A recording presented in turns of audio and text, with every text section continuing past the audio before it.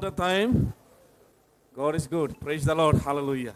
মই ঈশ্বৰৰ ধন্যবাদ দিছোঁ আজি সুন্দৰ দিন ঈশ্বৰে আমাক আকৌ দিছে আৰু ঈশ্বৰে দিয়া এই সুন্দৰ দিনত আহিব পৰা প্ৰত্যেকজন পৰিয়ালৰ স্বামী ভাৰ্যা ল'ৰা ছোৱালী সকলোকে মই ধন্যবাদ দিছোঁ আৰু বিভিন্ন পৰিয়ালৰ পৰা আহিব পৰা ল'ৰা ছোৱালী কিছুমান ষ্টুডেণ্ট আছে কলেজ ষ্টুডেণ্ট আছে আৰু বিভিন্ন পৰিয়ালৰ পৰা আহিব পৰা লোক আছে তেওঁলোকক মই ধন্যবাদ দিছোঁ আমাৰ এই মণ্ডলীৰ ফালৰ পৰা মই ধন্যবাদ দিছোঁ সকলোকে আমি যেন খ্ৰীষ্টই ঈশ্বৰে যিমান দিন ৰাখে সিমান দিন আমি যেন এক মন এক লোক হৈ এক আত্মাত থাকি যেন বিশ্বাসত থাকি যেন আমি বিশ্বাসত আগবাঢ়িব পাৰোঁ আৰু এনেকৈ সমাজীয়ভাৱে ঈশ্বৰৰ স্তুতি আৰাধনা কৰিব পাৰোঁ তাৰ নিমিত্তে মই আহ্বান থাকিল আৰু সকলোকে মই যীশু খ্ৰীষ্টৰ নামত সকলোকে নমস্কাৰ জনাইছোঁ praise the lord hallelujah praise the lord hallelujah আৰু আজি আমাৰ বিশেষ এটা দিন হয় বহুত গুৰুত্বপূৰ্ণ দিন হয় এইটো পেণ্টিকষ্ট বুলি কয় আজি পেণ্টিকষ্ট অৰ্থাৎ পঞ্চপৰ্ব বুলি কয় আৰু এইটো পঞ্চপৰ্বটো আদিৰে পৰা আছিল আৰু এই ঈশ্বৰে যেতিয়া নেকি মিছৰ দেশৰ পৰা লোকবিলাকক লৈ আনিছিল সেইদিনৰ পৰাই ঈশ্বৰে এই পঞ্চপৰ্বৰ দিনটো ৰাখিছিল আৰু এইটো নিয়মবিলাক কৈ আহিছিল আৰু সেইকাৰণে যিহুদীবিলাকে ইজৰাইলত থকা যিহুদীবিলাকে এই নিয়মটো খুব কঠোৰকৈ মানিছিল বিশ্বাস কৰিছিল আৰু এই দিনটো মনত ৰাখিছিল আৰু এই দিনটো সঁচাকৈ আহি নিষ্ঠাৰ পৰ্ব বুলি কয় নিষ্ঠাৰ পৰ্বৰ দিনৰ পৰা ধৰি 7 সপ্তাহ যীশুখ্ৰীষ্ট মৃত্যু দিনৰ পৰা লৈ পেলাই 7 সপ্তাহ আজিৰ যুগত 7টা ৰবিবাৰ যীশুখ্ৰীষ্ট মৰা সপ্তাহৰ পৰা আজিৰ এই 7 সপ্তাহৰ ভিতৰত এইটো পালন কৰিছিল আৰু এইটো ঈশ্বৰে দিয়া আদেশ আছিল এইখিনি যিটো যীশু কোৱা আদেশ নাছিল এইটো ঈশ্বৰে কোৱা আদেশ আছিল ঈশ্বৰৰ আজ্ঞা আছিল এইটো আৰু সেইকাৰণে যিহুদীবিলাকে ঈশ্বৰৰ আজ্ঞাটো মচিৰ যোগেদি যিবিলাক আজ্ঞা দিছিল যিহুদীবিলাকে খুব সুন্দৰকৈ পালন কৰি আহিছিল আৰু সেইটো তেওঁলোকে পাহৰা নাছিল কিয়নো ঈশ্বৰক তেওঁলোকে ভয় কৰিছিল আৰু ঈশ্বৰৰ আজ্ঞা মানি তেওঁলোকে ভালকৈ মানি আহিছিল আৰু সেইকাৰণে আজিৰ দিনতো য'ত নেকি জেৰুজালেমত এই দিনটো পালন কৰিছিল কিয়নো সেই দিনত যীশুখ্ৰীষ্টে মৃত্যু হোৱাৰ 40 দিন থাকি জীয়াই থাকি আপোনালোকে পাঁচনি কৰ্ম 1 অধ্যায়ৰ পৰা চাব পাঁচনি কৰ্ম 1 অধ্যায় 4 পদৰ পৰা একবাৰ পঢ়ি চাব পাঁচনি কৰ্ম 1 অধ্যায় 4 পদৰ পৰা পঢ়িব দে অলপ জোৰকৈ পঢ়িব আজি এইটো বিশেষ দিন হয় বহুত গুৰুত্বপূৰ্ণ দিন হয় সেইটো আমি আজি ইয়াত কৰিম অৰ্থাৎ স্মৰণ কৰিম সোঁৱৰণ কৰিম ঈশ্বৰে দিয়া আজ্ঞাটো আমি আজি সোঁৱৰণ কৰিম আমি সেইদৰে আমি আজ্ঞা পালন কৰিব পাৰিছোঁ না নাই কোনোবাই অসমীয়াত ভালকৈ পঢ়ি দিয়ক 4 পদৰ পৰা 1 অধ্যায় 4 পদৰ পৰা পঢ়ি দিয়ক মাইক লওক তেওঁলোকৰ লগত গোট খোৱা সময়ত তেওঁলোকক এই আজ্ঞা দিলে বোলে তোমালোকে জেৰুজালেম এৰি নাযাবা কিন্তু পিতৃ যি অংগীকাৰ মোৰ পৰা শুনিলা তালৈকে বাট চাই থাকা কিয়নো যোহনে হ'লে পানীতহে বাপ্তাইজিত কৰিলে কিন্তু অলপ দিনৰ পাছত তোমালোকে পবিত্ৰ আত্মাত বাপ্তাইজিত হ'বা তাতে তেওঁলোকে গোট খাই তেওঁক সুধিলে হে প্ৰভু আপুনি এই কালতে ইজৰাইলক ৰাজ্য পুনৰাই দিবনে তেওঁলোকক ক'লে যি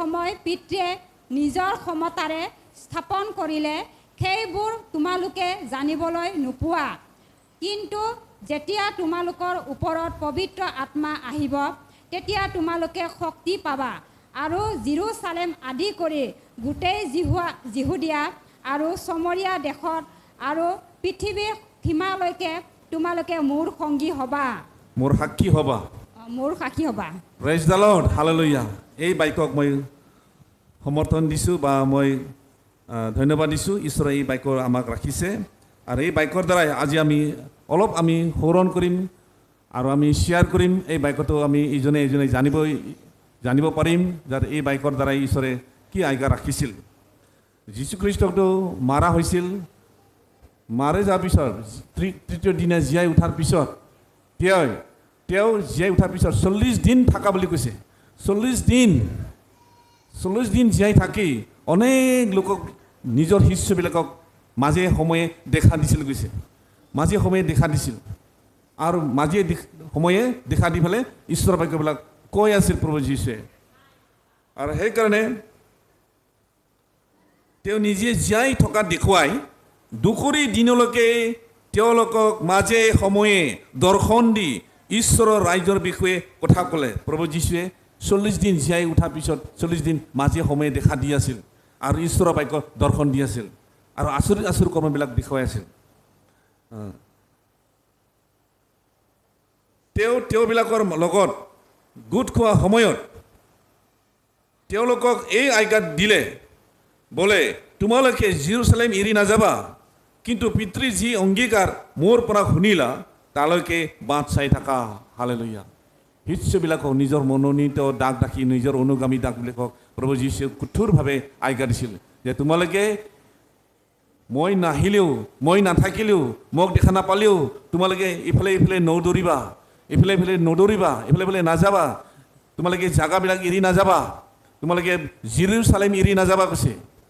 জেৰুজালেম নাযাবা আৰু পিতৃৰ যি অংগীকাৰ তোমালোকে যি মোৰ পৰা শুনিলা, মোৰ পৰা যি বাক্য শুনিলা, এই পিতৃৰ যি অংগীকাৰ, এই অংগীকাৰটো পূৰণ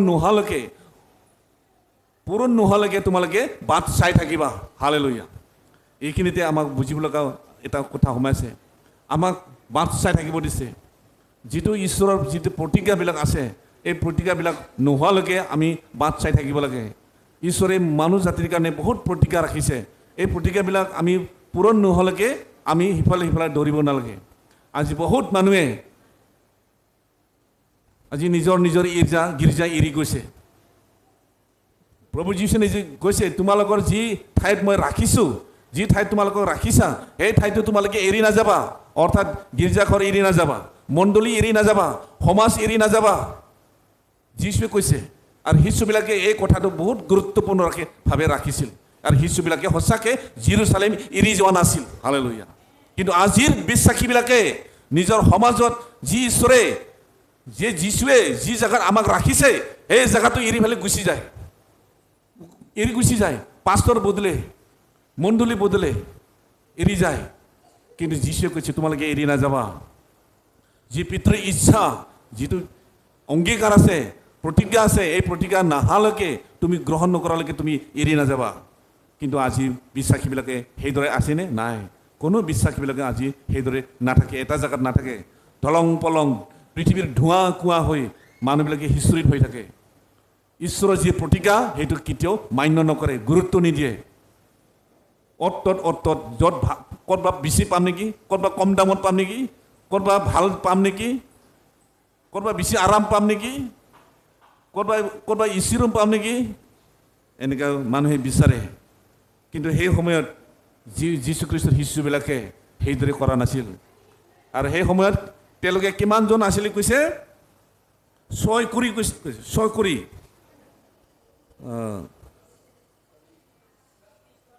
6 কোটি আছিল কৈছে। 6 কোটি হ'লে কিমান হ'ব? 120 জন শিশুৱে গুৰুত্বপূৰ্ণভাৱে ঈশ্বৰৰ বাক্যটো মানিছিল। 6 কোটি অৰ্থাৎ 120 জন শিশুবিলাকে যীশুৰ এই প্ৰতিজ্ঞাটো মানি লৈছিল আৰু তেওঁলোকে জেৰুজালেমতে বাস কৰি আছিল। আৰু সেইখিনি সময়ত এটা পৰ্বৰ দিন আহি আছিল, 50 দিনীয়া পৰ্ববিলাক আহি আছিল, নিষ্ঠাৰ পৰ্ব আহিছিল। আৰু সেইকাৰণে এই পৰ্বৰ দিনালৈকে তোমালোকে ক'তো নাযাবা, তোমালোকে তাতে থাকিবা কৈছিল। আৰু তেওঁলোকে এক মন হৈ, এক লোক হৈ, এক বিশ্বাস কৰি তেওঁলোকে সেই জেৰুজালেমৰ মন্দিৰত এটা জাগাত বহি আছিল। আৰু সেই সময়তে তেওঁলোকে যেতিয়া বহি থাকে আৰু যীশুখ্ৰীষ্টই তেওঁলোকক কৈছিল তোমালোকে কিয় যাবলৈ দিয়া নাই? যে তোমালোকে যদি সিফালে যদি দৌৰি থাকা, যিটো ঈশ্বৰৰ যি প্ৰতিজ্ঞা আছে, যিটো ঈশ্বৰৰ ইচ্ছা যি আছে সেইটো তোমাৰ ওপৰত নপৰিব, তোমালোকে পালন নকৰিবা বা তোমালোকে পাহৰি যাবা। সেইকাৰণে তোমালোকে ইফালে নাযাবা। সেইকাৰণে আজি যিমান লোকে দৌৰি আছে তেওঁলোকৰ জীৱনৰ ঈশ্বৰৰ প্ৰতিকাৰ নাই। ঈশ্বৰৰ যিটো আশীৰ্বাদ আছে সেইটো তেওঁলোকৰ জীৱনত নাই। তে দৌৰি থাকক, যিমান মণ্ডলী বদলি থাকক, যিমানে গান গাই থাকক, য'তে ত'তে গান গাই থাকক, য'তে ত'তে প্ৰশংসা কৰি থাকক, য'তে ত'তে উৰ্ষি স্তুতি আৰাধনা কৰক, তথাপিও যদি নিজৰ মণ্ডলী যদি এৰি যায় তেনেহ'লে তাৰ ঈশ্বৰৰ যিটো ইচ্ছা প্ৰতিজ্ঞা যিটো দিবলৈ আছিল সেইটো তেওঁৰ জীৱনত নাথাকিব। সেইকাৰণে যীশুৱে তেওঁলোকক প্ৰতিজ্ঞা কৰিছিল যে তোমালোকে এৰি নাযাবা, যিটো পিতৃ ইচ্ছা অংগীকাৰ এইটো পূৰণ নোহোৱালৈকে তোমালোকে নাযাবা কৈছিল। আৰু প্ৰভু যীশু কৈছে তোমালোকৰ মাজত প্ৰভু যীশু কৈছে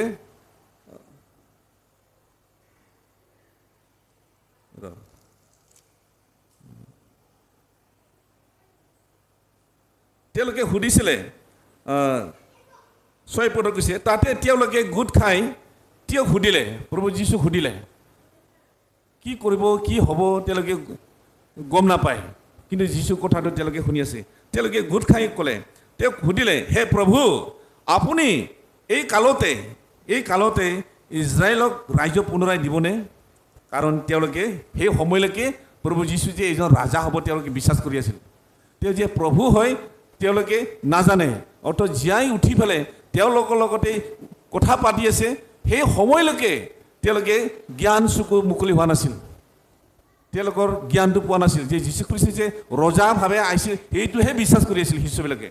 সেইকাৰণে আকৌ তেওঁৰ জীয়াই উঠিছে যেতিয়া তেওঁ আমাক আৰু ইজৰাইলৰ ৰজা হ'ব বুলি ভাবি আছিল শিষ্যবিলাকে। সেইকাৰণে সুধিছে তেওঁলোকে যে আপুনি এই কালতে ইজৰাইলক ৰাজ্য পুনৰাই দিবনে? আৰু সঁচাকৈ জীয়াই উঠিছে যেতিয়া তেওঁ ৰজা হ'ব বুলি ভাবি আছিল। কিন্তু যীশুৱে তেওঁলোকক সুধিলে, আকৌ পুনৰাই ক'লে, তেওঁলোকক ক'লে যি কাল যি সময় পিতৃ নিজৰ ক্ষমতাৰ স্থাপন কৰিলে সেই পিতৃয়ে সেইবোৰ তোমালোকে জানিবলৈ নোপোৱা। পিতৃৰ ইচ্ছা যীশুখ্ৰীষ্ট নিজে নাজানে, অৰ্থাৎ সেইকাৰণে পিতৃ ঈশ্বৰৰ ইচ্ছা তোমালোকে নাজানিবা কৈছে। পিতৃৰ ইচ্ছা মতেহে প্ৰভু যীশুৱে কৰ্ম কৰিছিল আৰু তেওঁ স্পষ্টকৈ ক'ব পৰা হোৱা নাছিল। আৰু সেইকাৰণে প্ৰভু যীশুৱে তেওঁলোকক জনাইছিলে যে পিতৃ ইচ্ছা কি ইচ্ছা আছে তাক তোমালোকে এতিয়া জানিব নাপোৱা, যে এই কালতে হ'ব না কালিয়ে হ'ব না কেতিয়া হ'ব, মই কেতিয়া ৰজা হ'ম, মই কেতিয়া ঈশ্বৰে মোক এই ৰাজ্যত আকৌ পুনৰাই আনিব, তেওঁৰ ইচ্ছা তোমালোকে জানিবলৈ নোপোৱা। সেইকাৰণে যীশু নিজে কৈছে, তেওঁ নিজেই কৈছে মই নাজানো তেওঁ কেতিয়া এই পৃথিৱীৰ ৰজা হ'ব, তেওঁ কেতিয়াও এই পুনৰাগমন আৰু পুনৰাই আহিব তেওঁ নাজানে, আৰু সেইকাৰণে তেওঁক কোৱা নাছিল। কিন্তু ঈশ্বৰৰ ইচ্ছাটো জানিবৰ কাৰণে তেওঁৰ প্ৰভু যীশুৱে কৈছিলে যে তেওঁ সেইবোৰ তোমালোকে জানিবলৈ নোপোৱা, কিন্তু যেতিয়া তোমালোকৰ ওপৰলৈ পবিত্ৰ আত্মা আহিব তেতিয়া তোমালোকে শক্তি পাবা। হালেলুয়া। যেতিয়া নেকি ঈশ্বৰে তোমালোকৰ মাজত পবিত্ৰ আত্মা শক্তি দিব সেই দিনলৈকে তোমালোকে শক্তি পাবা আৰু সেই জ্ঞানটো পাবা।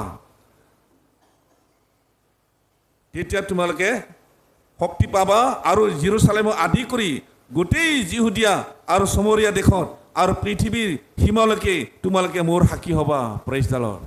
প্ৰভু যীশুৱে কৈছে যে পৃথিৱীত যে আৰু অধিক কৰ্ম কৰিবলৈ আছে, কাম আছে, সেই পবিত্ৰ আত্মা অহাৰ কাৰণটো বহুত ডাঙৰ উদ্দেশ্য আছে।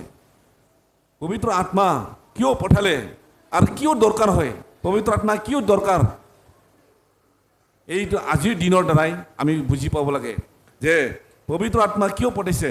যে তোমালোকে গোটেই জাগাত, গোটেই দেশত, গোটেই ঠাইত মোৰ সাক্ষী হ'ব নিমিত্তে, মোৰ কাৰ্য কৰিবৰ নিমিত্তে এই শক্তি তোমালোকে পাব লাগিব। তেতিয়াহে তোমালোকে মোৰ সাক্ষী হ'বা। দেশে দেশে জাতিয়ে জাতিয়ে ভাষাই ভাষাই মাজত মোৰ সাক্ষী হ'বৰ নিমিত্তে এই পবিত্ৰ আত্মা শক্তিটো লাগিব। হালেলুয়া। সেইকাৰণে আজিৰ দিনত সেই পবিত্ৰ আত্মাটো শক্তি নোহোৱাকৈ ঘূৰি ফুৰা বহুত মানুহ আছে। সেই পবিত্ৰ আত্মা গ্ৰহণ নকৰাকৈ অত তত প্ৰচাৰ কৰি ফুৰা, অত তত গান গাই ফুৰা, অত তত প্ৰগ্ৰাম কৰি ফুৰা, অৰ্থাৎ নিজকে খোজ জোখাইছা লোৱা লোক আজিও বিশ্বাসী লোকবিলাক আছে সেইকাৰণে তেওঁলোকৰ জীৱনত পবিত্ৰ আত্মা নাই সেইকাৰণে তেওঁলোকে যিয়ে নকৰক কিয় তথাপিও ঈশ্বৰৰ ৰাজ্য বিস্তাৰিত নহয় ঈশ্বৰৰ ৰাজ্য প্ৰমাণ নহয় ঈশ্বৰৰ কামটো সাক্ষী নহয় আজি বিভিন্ন ধৰণৰ পাষ্টৰ আছে বিভিন্ন ধৰণৰ দাগ দাখি আছে নিজকে নিজৰ পাষ্টৰ তাই কট চুট লগাই নিজকে পাষ্টৰ বুলি ঘোষণা কৰা মানুহ বহুত আছে কিন্তু তেওঁৰ লগত যে পবিত্ৰ আত্মা আছে না নাই তেওঁ নিজকে নাজানে পবিত্ৰ আত্মা লাগিব ঈশ্বৰৰ যদি সাক্ষী হ'বলৈ হ'লে পবিত্ৰ আত্মা লাগিব পবিত্ৰ আত্মা গ্ৰহণ কৰিব লাগিব আজি বহুতে মণ্ডলী কৰিবলৈ ইচ্ছা যায় মণ্ডলী গঠন কৰিবলৈ ইচ্ছা যায় কিন্তু তেওঁলোকে যে ঈশ্বৰৰ ইচ্ছাটো গ্ৰহণ কৰিছে না নাই ঈশ্বৰৰ অংগীকাৰটো পূৰণ কৰিছে না কৰা নাই আৰু ঈশ্বৰৰ ইচ্ছাটো তেওঁলোকৰ মাজত আছে না নাই তেওঁলোকে নাজানে সেইকাৰণে বহুতে মণ্ডলী সাজিবলৈ চেষ্টা কৰে মণ্ডলী নহয় মণ্ডলী জীয়াই ৰাখিবলৈ চেষ্টা কৰে মণ্ডলী জীয়াই নাথাকে ধলং পলং চব নষ্ট হৈ যায় লেতেৰ পেতেৰ হয় কিবা না কিবা এটা কাৰণত কাজিয়া সৃষ্টি হ'ব আৰু তাতে য'ত নেকি পবিত্ৰ আত্মা নাই তাতে শয়তানে কাম কৰিব যাৰ লগত পবিত্ৰ আত্মা নাই যি মণ্ডলীত পবিত্ৰ আত্মা নাই সেই মণ্ডলীত শয়তানে কাম কৰিব কিয়নো ঈশ্বৰৰ ইচ্ছা তাতে নাই সেইকাৰণে শয়তানে তাতে কাম কৰে সেই মণ্ডলীটো ছিন্ন ভন্ন হৈ যায় পবিত্ৰ আত্মা থকা সত্ত্বেও মানুহবিলাকৰ দুষ্ট হৃদয় উৎপন্ন হৈ যায় মানুহবিলাকৰ জীৱনত দুষ্ট হৃদয় উৎপন্ন কৰি মানুহবিলাক চিদিলি বিদিলি কৰি যায় মণ্ডলী নষ্ট কৰিবৰ কাৰণে মণ্ডলীক বিশ্বাসী দাগ দাখীবিলাকক নষ্ট কৰিবৰ কাৰণে ব্যাকুল নিৰাশ আনিবৰ কাৰণে এইবিলাক শয়তানে কাম কৰি থাকে কিয়নো আপুনি আপোনাৰ মাজৰ পৰাই যদি এজন মানুহ যদি ওলাই যায় আমকে ওলাই গ'ল দেখোন তেতিয়া সেই ওলাই যোৱাৰ কাৰণে আপোনাৰ মনটো ওচৰত যিহেতু আছে আপুনি সেইকাৰণে তেওঁ ওলাই যোৱাৰ কাৰণে আপোনাৰ নিৰাশ হ'ব এটা ব্যাকুল হ'ব এটা চিন্তা হ'ব কিয়বা ওলাই গ'ল কিবা হ'ল এনেকুৱা চিন্তা লাগিব চিন্তা কৰি থাকিব ব্যাকুল জনাই এইটো শয়তানে কৰে সেইকাৰণে আপুনি আপোনাৰ মাজৰ পৰা যদি কোনোবা যদি ওলাই গৈছে যদিও আপুনি জানিব লাগে তাৰ হয়তো তাৰ পবিত্ৰ আত্মা কাম কৰা নাই হালেলুয়া পবিত্ৰ আত্মা কাম কৰা নাই শয়তানৰ আত্মাহে কাম কৰি আছে সেইকাৰণে তেওঁলোকে ওলাই গৈছে সেইকাৰণে আপুনি ওলাই গ'লেও আপুনি বেজাৰ পাব নালাগে ওলাই যোৱাৰ লগে লগে আমাৰ চিন্তা আহে এটা পৰিয়াল এটা দুটা পৰিয়াল যদি ওলাই যায় তেতিয়া আমাৰ এটা চিন্তা আহে কিয় বা ওলাই গ'ল কিবা কৈ পালোঁ নেকি কাৰোবাৰ লগত কাজিয়া হ'ল নেকি বিভিন্ন ধৰণৰ প্ৰশ্ন উত্থাপন হয় এই প্ৰশ্নটো কোনে আনে শয়তানে আনে কিন্তু যাৰ পবিত্ৰ আত্মা কমজোৰি হৈছে ঢিলা হৈছে চেঁচা হৈছে সেইজনে এনেকুৱা চিন্তা কৰিব সেইকাৰণে আপোনালোকে কোনো নাৰ্ভাছ হ'ব নালাগে কোনোবা মানুহ ব্যক্তিয়ে যদি ওলাই গৈছে যদিও আপুনি নাৰ্ভাছ হ'ব নালাগে হালেলুয়া সেইকাৰণে আমাৰ মাজৰ পৰা যিবিলাকে ওলাই গৈছে যাতে তেওঁলোকে যেন পবিত্ৰ আত্মাৰ দ্বাৰা যেন আকৰ্ষিত হয় পবিত্ৰ আত্মাৰ দ্বাৰাই যেন থাকে তেওঁলোকে যেন পবিত্ৰ আত্মাৰ দ্বাৰাই যেন জ্ঞান পাওক বুজি পাওক তেওঁলোকে যেন এটা সময়ত অনুতাপ হওক এটা সময়ত পশ্চাতাপ হওক যাতে আমি কি কৰি পালোঁ কিয় ওলাই আহিলোঁ এনেকুৱা তেওঁলোকৰ জীৱনৰ এটা এদিন পস্তাব সেইকাৰণে যেতিয়া তেওঁ পবিত্ৰ আত্মাৰ জ্ঞান সম্পূৰ্ণ পাই যাব তেতিয়া তেওঁৰ জীৱনত অনুতাপ হ'ব যেতিয়ালৈকে পবিত্ৰ আত্মা তেওঁলোকৰ জীৱনত নাহে তেতিয়ালৈকে তাৰ জীৱনত সেই অনুতাপটো নাহে আৰু যেনেকৈ আছে এনেকৈ তাক শয়তানে চলাই থাকিব অত তত লৈ যাব অত তত কাৰ্যক্ৰম কৰিব অত তত খোজ জোখাইচা ল'ব অত তত ফুলাম গামচা ল'ব অত তত মান সন্মান বিচাৰিব অত তত নিজকে প্ৰশংসা পাব বিচাৰিব এনেকৈ কৰি থাকিব এইটো শয়তানে য'তে ত'তে হ'লে তাক লৈ ফুৰিব কিন্তু আমি যিবিলাকে পবিত্ৰ আত্মা পাইছে তেওঁলোকক থিৰেই থাকিবা সুস্থিৰ আত্মা পোৱা গ্ৰহণ কৰিবা কৈছে থিৰি থাকিবা বাট চাই থাকিবা কৈছে হালেলুয়া আমি বাট চাই থকা লোক হ'ব লাগে হালেলুয়া কিন্তু সেইকাৰণে বহুত মানুহৰ জীৱনত এই পবিত্ৰ আত্মাটো শুকাই যায় চেঁচা হৈ যায় শুকাই যায় আৰু এইটো বাট চাই থকা ধৈৰ্যটো তাৰ নাইকিয়া হৈ যায় বহুতেই যীশুখ্ৰীষ্ট পুনৰাগমন দিনলৈকে নাথাকিব পুনৰাগমন দিনটো বাট চাই থাকিব নোৱাৰিব কিয়নো সকলোৰ আত্মাত নাথাকিব শুকাই যাব সি জ্বলি থাকিব নোৱাৰিব পবিত্ৰ আত্মা হৈছে তেলৰ নিচিনা কৈছে তেল নহ'লে চাকি জ্বলি নাথাকে সেইকাৰণে পবিত্ৰ আত্মা নাথাকিলে কোনো বিশ্বাসীয়ে জীয়াই থাকিব নোৱাৰে কোনো মণ্ডলীও জীয়াই থাকিব নোৱাৰে কোনো বিশ্বাসীও জীয়াই থাকিব নোৱাৰে সেইকাৰণে পবিত্ৰ আত্মাটো বহুত গুৰুত্বপূৰ্ণ আজিৰ দিনটো সেইকাৰণে ঈশ্বৰে যে পবিত্ৰ আত্মা যে পঠাইছে আপোনাৰ কাৰণে মোৰ কাৰণে মণ্ডলীৰ কাৰণে প্ৰত্যেকজনৰ কাৰণে পৃথিৱীৰ কাৰণে এই পবিত্ৰ আত্মা দিয়া কাৰণটো যাতে ঈশ্বৰৰ ৰাজ্য ঈশ্বৰৰ মহিমা ঈশ্বৰৰ প্ৰশংসা প্ৰত্যেকৰ জাতিৰ মাজত প্ৰত্যেকৰ ভাষাৰ মাজত প্ৰত্যেকৰ সম্প্ৰদায়ৰ মাজত যেন প্ৰচাৰ হয় আৰু তোমালোকে যেন মোৰ সাক্ষী যেন হয় আৰু সেই পবিত্ৰ আত্মাহে সাক্ষী দিওঁতা হয় আৰু সেইকাৰণে আপোনাৰ লগত যদি পবিত্ৰ আত্মা নাই তেনেহ'লে আপুনি খ্ৰীষ্টৰ নহয় গৈছে ঈশ্বৰৰ নহয় গৈছে আজি প্ৰথমে সেই আত্মাটো যদি আপুনি গ্ৰহণ কৰিব পৰা নাই তেনেহ'লে আপুনি খ্ৰীষ্টৰ ঈশ্বৰৰ নহয় বুলি কৈছে আৰু সেই ঈশ্বৰৰ আজি দিয়া পবিত্ৰ আত্মাহে আপুনি যে ঈশ্বৰৰ সন্তান হয় আৰু এই মণ্ডলী যে ঈশ্বৰৰ মণ্ডলী হয় সেই পবিত্ৰ আত্মাহে সাক্ষ্য দিব হালেলুয়া এই পবিত্ৰ আত্মাহে সাক্ষ্য দিয়ে যে এই মণ্ডলীটো পবিত্ৰ আত্মাৰ মণ্ডলী হয় আৰু এই মণ্ডলীত থকা লোকবিলাকে সকলোৱে ঈশ্বৰৰ সন্তান হয় বুলি পবিত্ৰ আত্মাই সাক্ষ্য দিয়ে হালেলুয়া এইখিনি পবিত্ৰ আত্মাটো অতি গুৰুত্বপূৰ্ণ এইখিনি বিনা পবিত্ৰ আত্মাত কোনো বিশ্বাসীয়ে আগবাঢ়িব নোৱাৰে কোনো বিশ্বাসীয়ে বিশ্বাসৰ যাত্ৰাত জীৱন যাত্ৰাত সি আগবাঢ়িব নোৱাৰে জ্ঞান পাব নোৱাৰে আৰু সেইকাৰণে ঈশ্বৰৰ ৰাজ্য অধিক বিস্তাৰিত হ'বৰ কাৰণে প্ৰকাশ পাবৰ কাৰণে এই পবিত্ৰ আত্মাটো ঈশ্বৰে পঠাইছে আৰু সেই আজি দিনতে পবিত্ৰ আত্মা সেই 6 কৰি 120 জনৰ মাজত 120 জনৰ শিষ্যৰ মাজত পবিত্ৰ আত্মা পঠাইছিল আৰু এই আজিৰ দিনত আহা পবিত্ৰ আত্মাই আজি জীয়াই থকা পৃথিৱীত সকলো ৰাজ্যতে সকলো সম্প্ৰদায়ৰ মাজতে কাম কৰি আছে হালেলুয়া সকলো এই 120 জনৰ দ্বাৰাই আজি আমিও এই মণ্ডলীটো গঠন হৈছে এই 120 জনৰ দ্বাৰাই আজি এই মণ্ডলীটো গঠন হৈছে হালেলুয়া সেই পবিত্ৰ আত্মাই আজি ইয়াত গঠন কৰিছে সেইকাৰণে সেই পবিত্ৰ আত্মাই সকলো ঠাইতে থাকে সকলো কাৰ্যতে ঈশ্বৰৰ মহিমা কাম কৰে হালেলুয়া সেইকাৰণে পবিত্ৰ আত্মা আমি সন্মান দিব লাগে পবিত্ৰ আত্মা আমি গ্ৰহণ কৰিবলৈ জানিব লাগে ঈশ্বৰৰ ইচ্ছা কি তাক জানিব লাগে আৰু সেইকাৰণে এই পবিত্ৰ আত্মা যদি কাৰোবাৰ জীৱনত যদি নাই তেনেহ'লে তেওঁ খ্ৰীষ্ট নহয় গৈছে আপুনি পাচনি কৰ্ম ৰোমিয়া 8 চাব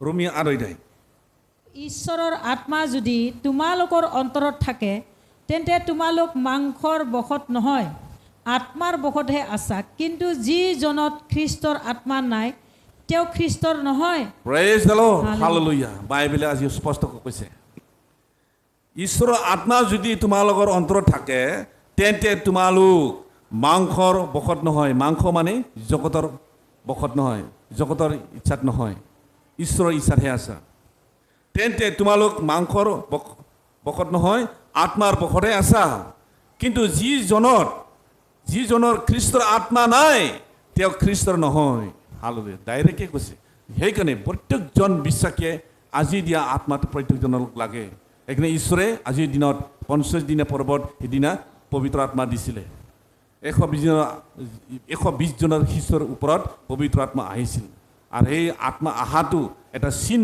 স্বৰূপে হৈছিল তেওঁলোকে য'ত নেকি 120 জনে য'ত নেকি বহি আছিল এই সময়ত তেওঁলোকে চুপচাপ যেতিয়া বিশ্বাসেৰে এক মন এক বিশ্বাসেৰে যেতিয়া বহি আছিল সেই সময়ত অকস্মাত বৰ ডাঙৰ ধুমুহা নিচিনা শব্দ আহিছে যেনেকৈ ডাঙৰ ধুমুহা আহিলে হৌ হৌ হৌ হু হু শব্দ হয় ডাঙৰ এটা শব্দ অনুমান হয় আমি বতাহ আহিছে বুলি ধুমুহা আহিছে বুলি জনি গম পায় সেইদৰে সেইদিনাও হৈছিলে এনেকুৱা পবিত্ৰ আত্মা যেনেকৈ হুম হুম হুম হুম হুমকৈ আহিছিল আৰু ঘৰৰ ভিতৰত খিৰিকীৰ ফালে সোমাই আহিছিল এই পবিত্ৰ আত্মাটো খিৰিকীৰ ফালে সোমাই আহিছিল আৰু য'ত নেকি মানুহবিলাকে 120 জনে বহি আছিল সকলোৰ মাজতে জুয়ৰ নিচিনাকৈ সেই পবিত্ৰ আত্মাই খণ্ড সৰু খণ্ড টুকুৰা জুয়ৰ টুকুৰা হৈ সকলো 120 জনৰ মূৰত জ্বলি আছিল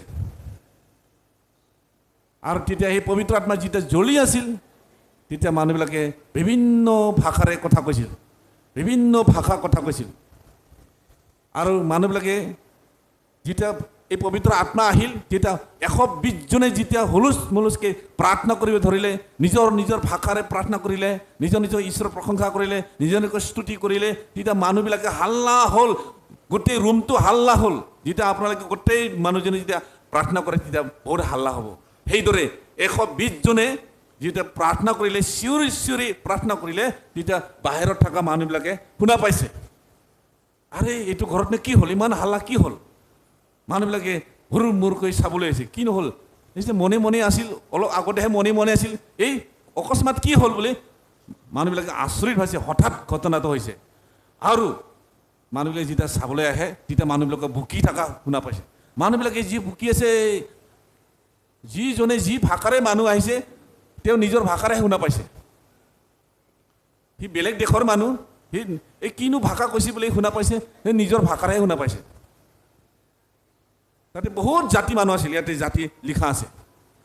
সেই জাতিবিলাকে জমা হৈছিল, হয়তো 120 জনৰ ভিতৰত হয়তো 120 জনৰে বেলেগ বেলেগ জাতিৰ মানুহবিলাক আছিল।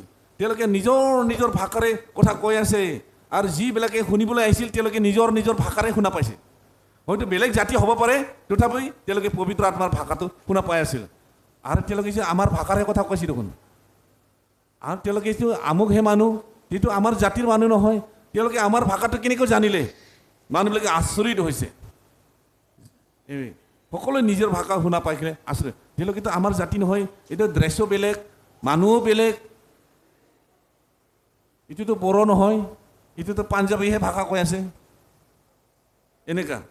ইটোতো অসমীয়া নহয়, ইটো বাঙালীহে কথা কৈ আছে, এনেকা। বাঙালী ভাষা শুনা পাইছে, পাঞ্জাৱী ভাষা শুনা পাইছে, বড়োৱে বড়ো শুনা পাইছে, এনেকৈ বিভিন্ন জাতিৰ ভাষা শুনা পাইছে। পবিত্ৰ আত্মাত বিভিন্ন ধৰণৰ ভাষা দিব পাৰে, শক্তি দেখুৱাইছে ঈশ্বৰে। হালেলুয়া।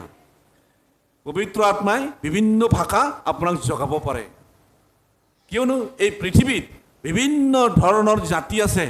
এই জাতিৰ মাজত ঈশ্বৰৰ ৰাজ্য প্ৰকাশ কৰিবৰ নিমিত্তে, ঈশ্বৰৰ ৰাজ্য বিস্তাৰিত হ'বৰ কাৰণে ভাষা প্ৰয়োজন হয়। সকলো ভাষাই বুজি পাব লাগিব। সেইকাৰণে সেইদিনা পবিত্ৰ আত্মাই সকলো ভাষা যোগাই দিছে। হালেলুয়া। সেইকাৰণে পবিত্ৰ আমাৰ ভাষা শিকিবৰ কাৰণে, ভাষা শিকিবৰ নিমিত্তে, ভাষা ক'বৰ নিমিত্তে আমাক পবিত্ৰ আত্মাটো যোগান লাগে। পবিত্ৰ আত্মা আমাক প্ৰয়োজন আছে। সেইকাৰণে বহুত মানুহে বহুত কথা ক'ব পাৰে, সেই পবিত্ৰ আত্মাৰ দ্বাৰাহে ক'ব পাৰে। আৰু বহুতেই ট্ৰান্সলেট কৰিব পাৰে, তেওঁলোকে পবিত্ৰ আত্মা নহ'লে ট্ৰান্সলেটো কৰিব নোৱাৰে। সেইকাৰণে আমাৰ পবিত্ৰ আত্মাটো এইটো শক্তিটো, ভাষাৰ শক্তি যোগাই দিয়ে।